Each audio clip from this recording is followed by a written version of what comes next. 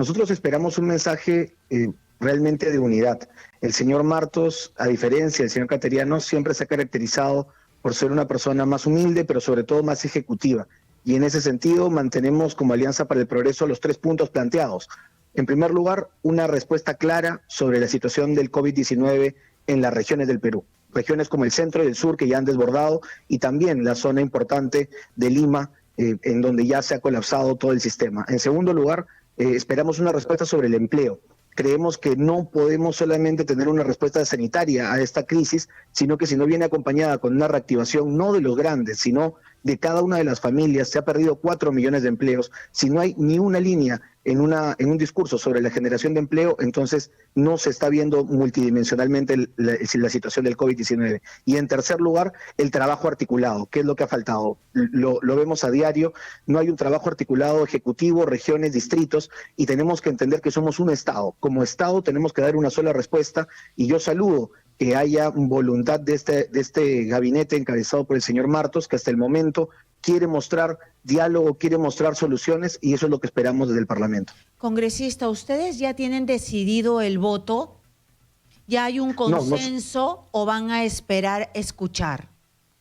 No, nosotros venimos como siempre con muchas ganas de proponer, pero sobre todo de escuchar la propuesta del señor Martos.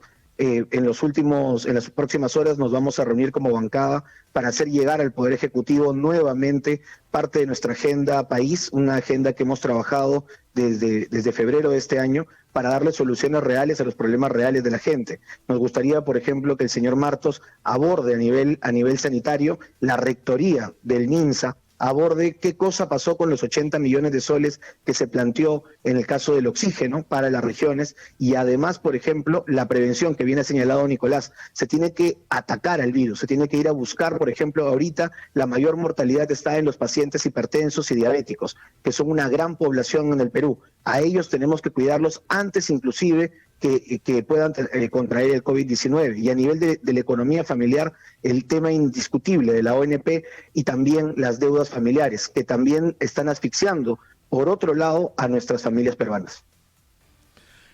Sobre esto último que acaba de decir, congresista, porque la sensación que tuvimos todos, creo, los peruanos, fue de perplejidad, ¿no es cierto? Porque se producen reuniones entre Cateriano y las bancadas o los representantes de los partidos representados en el Congreso, excepto el FREPAP, todos sonrientes para la foto, y a la hora de la verdad, o la mayor parte de los votos en contra, o incluso abstenciones, como en el caso de ustedes. Y usted acaba de... O sea, al final lo que queda claro es que no sirvieron para nada las reuniones, ¿no es cierto? Fue para la foto, pero no sirvió para un entendimiento y para que el señor Cateriano escuchara lo que tenían que decirle. Y ustedes han llamado la atención sobre un punto que puede ser crítico, ¿no es cierto? El de lo que nosotros hemos llamado el reactiva de las personas. Exacto.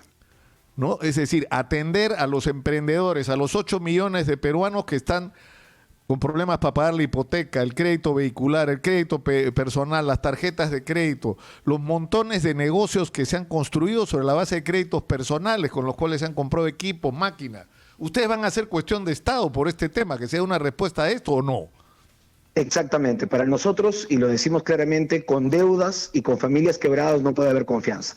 Se han perdido 4 millones de empleos. Escuchamos a un premier cateriano que no escuchó al pueblo peruano, más bien escuchó, parece, que a la Sociedad Nacional de Petróleo y Minería, porque solamente se dedicó a hablar de la reactivación desde la minería, cuando la reactivación minera no genera el empleo que hemos perdido.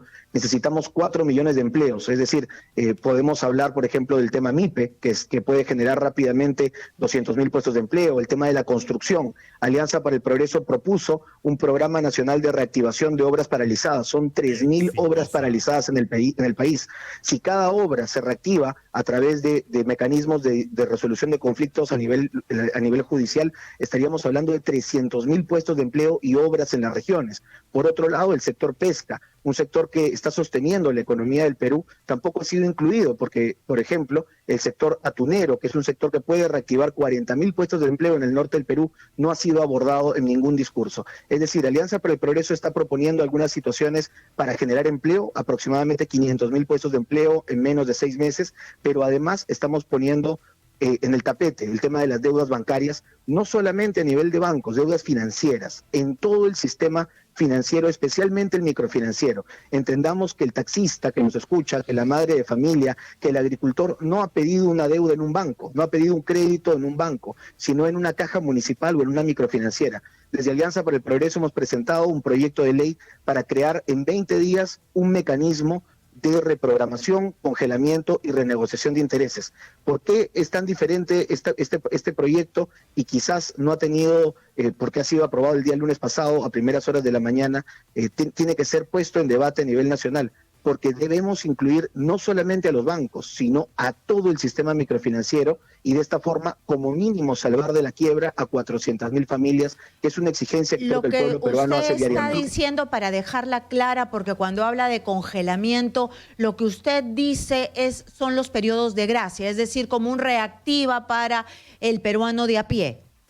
Exactamente, tal cual lo ha señalado Nicolás, creo que es lo que estábamos esperando todos los peruanos, un reactiva familia, exclusivamente dedicado para las micro y pequeñas empresas y para las personas naturales, aquellos que no se han visto beneficiados, pero que sobre todo tienen deudas que el día de hoy los están ahogando. Muchos han empezado a trabajar, sí, un taxista está empezando a trabajar, pero realmente le está alcanzando para pagar, para llegar a fin de mes, para pagar su préstamo hipotecario.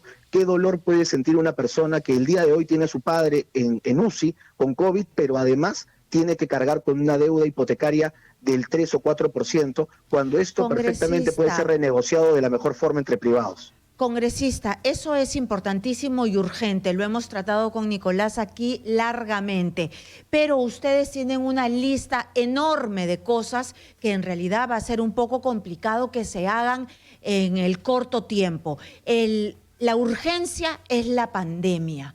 ¿Qué cosa es lo que ustedes proponen para cortar el tema de la pandemia? Es decir, no podemos utilizar el modelo de Guayaquil, no podemos hacer lo que ha planteado el cardenal Barreto, que es aterrizadísimo, es decir, primer nivel de atención, el tema de la alimentación, porque la gente no se puede quedar sin comer, ¿no?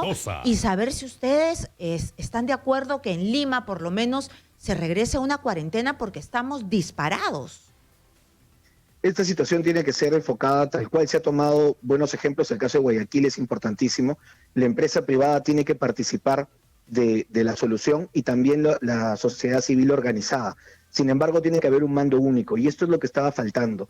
El señor Ceballos fue muy sectario y a todo el mundo le consta que fue muy sectario en su actuar. Pensaba que solamente conversando con algunos se podía llegar a una solución. El señor Cateriano, tal cual lo ha señalado Nicolás, fue peor. Escuchó a todos, pero al final no sumó ninguna de las ideas a un plan nacional. Lo que queremos es que el señor Martos se convierta en esa cabeza de un gran equipo nacional. Un gran equipo nacional, ¿por qué? Porque en cada región, yo represento a la región Junín y el cardenal Barreto es de nuestra región, se vienen organizando, por ejemplo, fondos, colectas, alianzas entre municipios para compra de plantas de oxígeno. Pero ¿de qué sirve esto si, por ejemplo, no tenemos una compra corporativa? Si el MINSA no le respondió al gobierno de Israel cuando en mayo de este año quería importar plantas de oxígeno. Es decir, tenemos aliados internacionales que podrían colaborar y para esto se requiere una cabeza, un liderazgo claro. Y yo espero que el señor Martos sea ese líder claro, que desde el Parlamento también tenga todo este respaldo, siempre y cuando nos convoque, estaremos con mucho gusto proponiendo y colaborando. El tema, por ejemplo, de la cuarentena focalizada se debe retomar en algunos lugares, pero teniendo en cuenta que la población no puede dejar de comer, que la población necesita casa por casa, como se ha hecho, por ejemplo, en Castrovirreina, kits medicinales. Tengas o no tengas el COVID, en esta pequeña provincia de Huancavelica se ha entregado a todas las casas un kit con ivermectina, citromicina, paracetamol, para que la familia no salga. Apenas sienta los síntomas, pueda actuar y posteriormente llamar a la red de salud.